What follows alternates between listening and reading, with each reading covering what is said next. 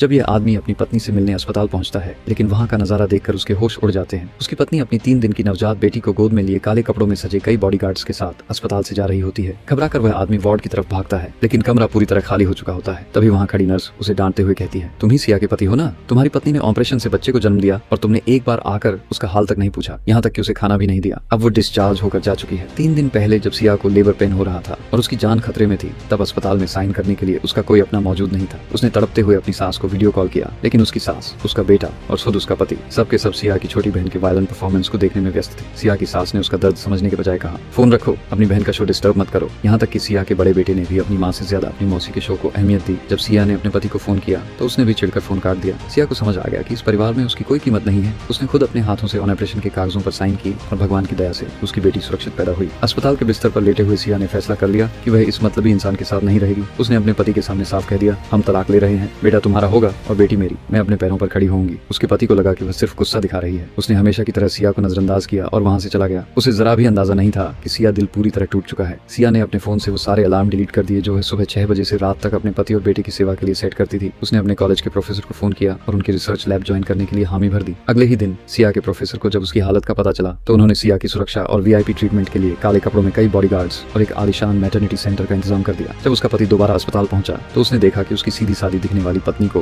भारी सुरक्षा के बीच ले जाया जा रहा है। उसे समझ आ गया कि सिया कोई साधारण महिला नहीं है, बल्कि उसकी एक बहुत बड़ी पहचान है जिसे वह खो चुका है। सिया अपनी बेटी को लेकर एक नई और गौरवपूर्ण जिंदगी की शुरुआत के लिए आगे बढ़ गई और उसका पति सिर्फ पछताता रह गया।